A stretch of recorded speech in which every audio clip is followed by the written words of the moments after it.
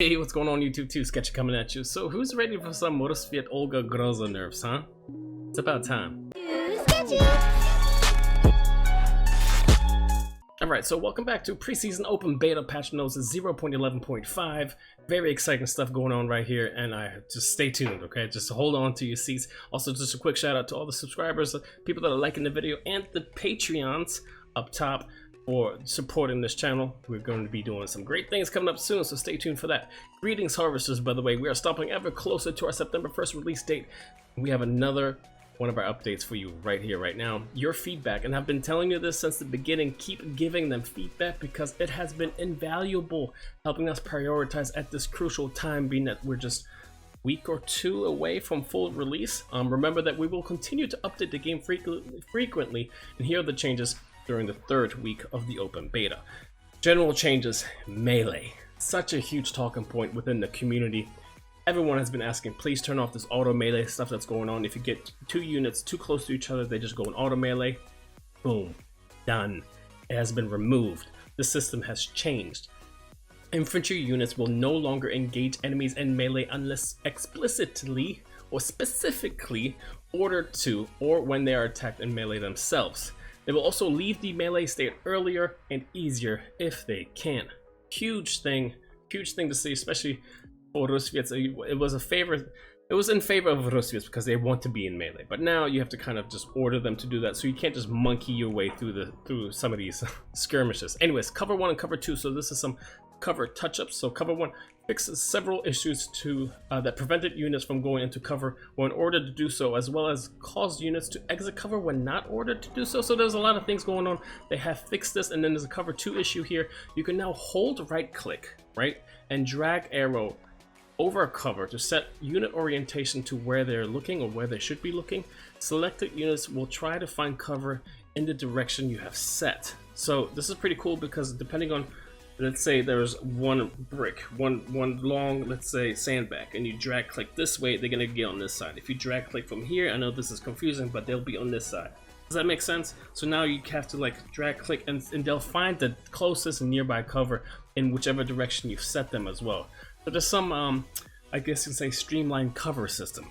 Alright, so production building hotkeys. Another huge talking point that we've had since the beginning of the pre-open beta thing going on. F1, F2, and F3 is HQ, barracks, and workshop. Thank God. That is such a huge thing. Now we can just, you know, quickly and optimize and streamline our gameplay, essentially. Chat now. Also, if you've been watching some of the ESL stuff, you've noticed this. A lot of the higher end players with their quick APMs have been opening up the chat box accidentally and just completely, well, some of them lost a bunch of units due to this. But now we can disable it hovering in the in-game chat, blah blah blah blue. So if you don't want that, you can go ahead and disable it.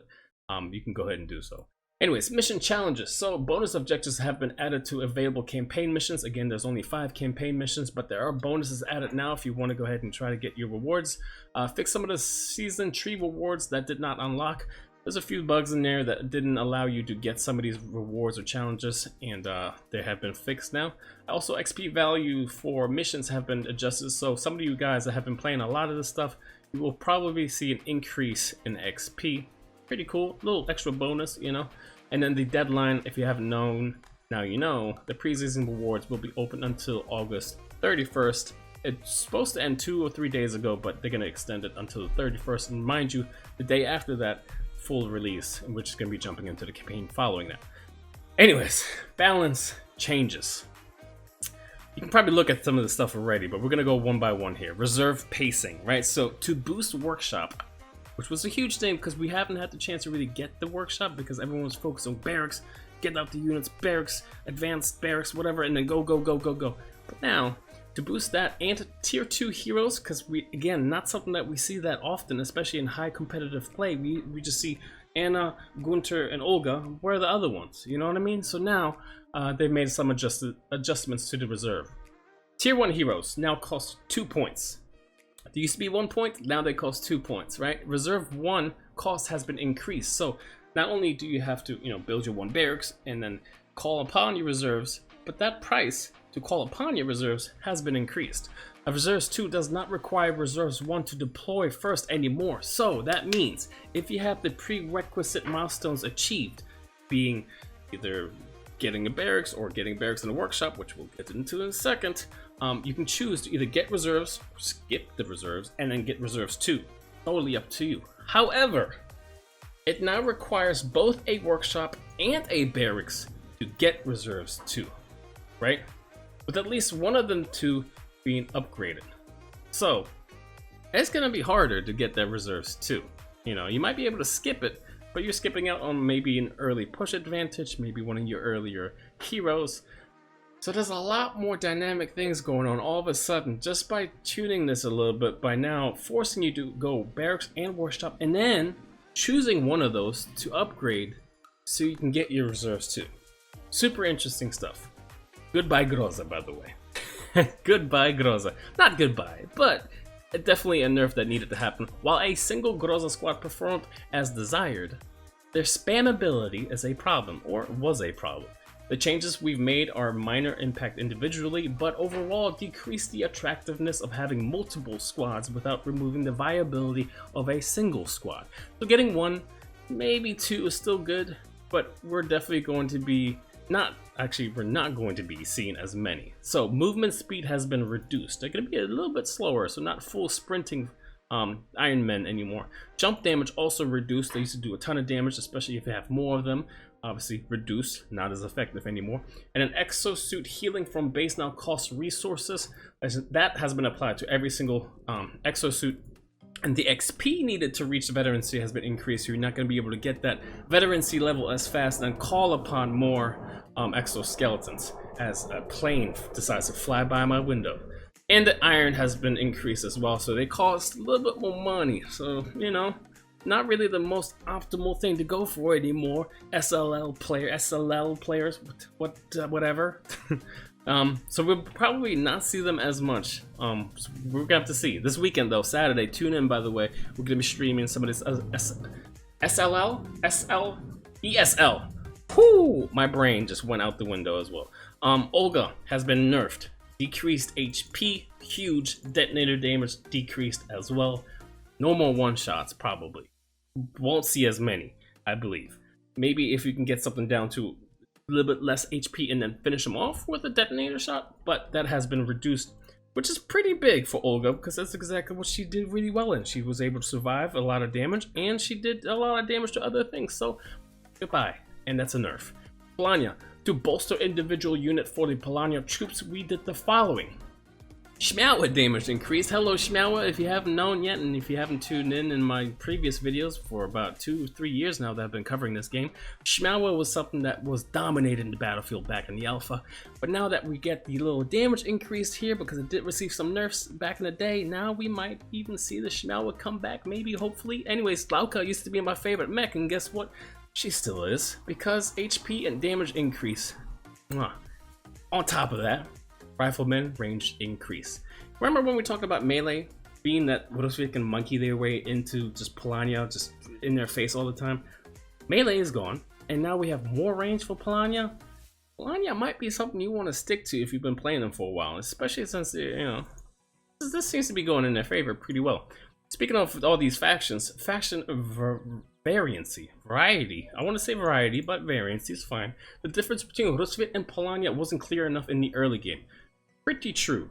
Get your riflemen out, wait for a tier 1 hero, exoskeletons, boom, boom, boom, done, done, done. However, and therefore, we just adjusted the prices of production structures and mechs to create more defined match pacing for each faction. So there's going to be a lot of behind the scenes kind of tweaks with the money, right? So Polania barracks, advanced barracks, and workshop. Anything that produces anything except the advanced workshop I see here.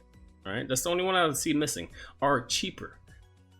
Being that they're rebellion, they should be cheaper, right? So that should allow for more of an early game, or a lot faster early game for Polania. However, Rusvit's workshop, advanced workshop, are a lot more expensive. No, it doesn't say a lot, I squeezed it in there, but are more expensive than Polania, but their mechs cost less. So once you do get to that place where Rusvits have built their, you know, mechanized structures, making mechanized units is going to be easier. So hopefully we'll see more mechs in the future.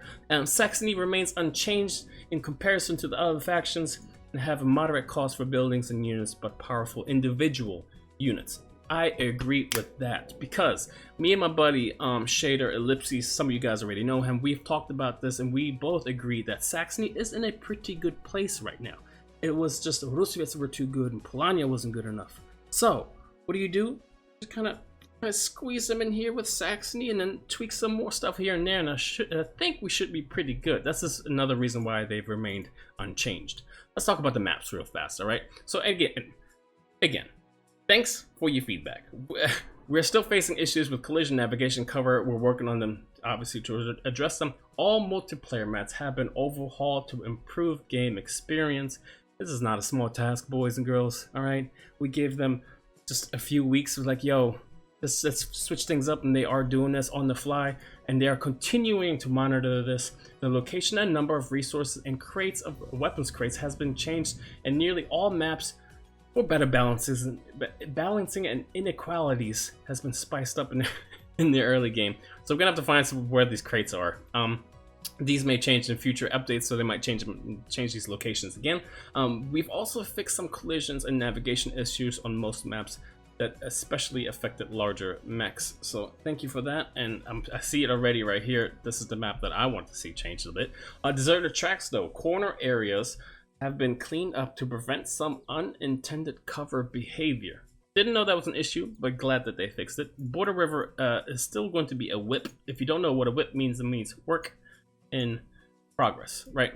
So we're gonna have to stay tuned for that. This is obviously a map that I would love to see changed. Oil spill, not by much, but there's some things in there just like ugh. The position of the oil spill pumps in the river have been adjusted, and some trees have been removed to lead to the industrial site. So that's going to be where the oil.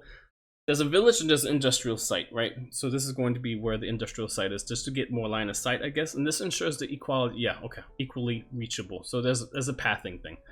We've added more explosive battle. I love this stuff. It'll give more tactical opportunities if available, obviously. So that's cool. Be able to shoot barrels and whatnot, makes things blow up. Also, you just note you can shoot at cars. You can shoot at cars and make them blow up if somebody decides to stay next to them. Industrial area. So the ramps leading up to the corners have been increased to make early game turtling harder. Really cool thing to see. You know, the 2v2 map, that's what they're talking about here with the industrial area. There are these two ramps, right? One on each side that lead into two oil pumps. That I think has been increased, whether it's width or length, not sure, but it's gonna make it harder for you to turtle because people used to put bunkers in front of those ramps and make it almost impossible to go up. But on top of that, that oil pump that was in that corner, guess what? It's not, that's it, man. It's not, it's an iron mine now. It's an iron mine. So that makes that corner less attractive to be able to rush or have to rush or need to rush, depending on the playstyle, you know? So now it's an iron mine. So it's not gonna be like just mine, just gold mine. Oil mine, whatever, but essentially people used to rush that just to be able to get them mechs out fast, especially in a team game 2v2. Since this is a 2v2 map, that was pretty important. Crash site, another 2v2 map. This is the map where your opponent are right next to each other and your allies across from you. The bunkers are removed because they no longer serve the original purpose and often ended up in the way. Okay, didn't know that. Didn't really. Maybe I can see that depending on which way you path. Mechs maybe get caught up and they have to like loot route all the way around. And they have replaced the destroyer cannon with proper vex. Okay, so there's a destroyer cannon on the map, right? And the people used to be like, well, I can't get in this. What's going on? And they've replaced it with just mechs and just debris, most likely. There's a destroyer cannon on this map, however. On Reckless Woods, this is the 3v3 map. We took two of the iron mines and moved them into the wide open space between allies to open more dynamic and shifting battles that include all players across the entire map.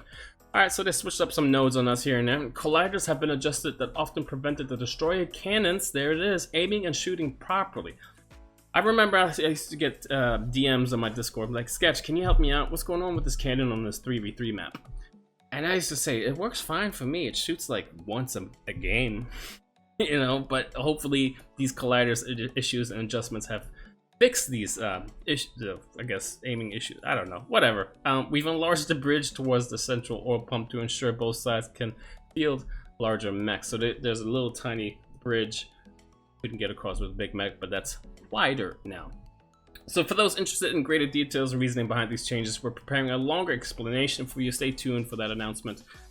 I've explained it as much as I possibly can, but if you want to stay tuned, obviously, I'll probably make another video of this explaining what the hell they're talking about half the time here. Alright, we got some trailers here that we just looked at not too long ago. Was it Saxony? Yep, we took a look at this. Story? Yep, we took a look at this. You're all done with this video, by the way. You can go ahead and get out of here and go ahead and play. Go play. Actually, you know what? I might just do that myself. I need to update the game because there's a patch out. Anyways, if you like this kind of stuff, go ahead and stay tuned. Again, thank you for the Patreon supporting this channel. And that's it, boys and girls. I'm pretty excited. You know, we have some stuff coming up this weekend. Some stuff coming up lined up with you guys. I'm signing out. I'm gonna play this game.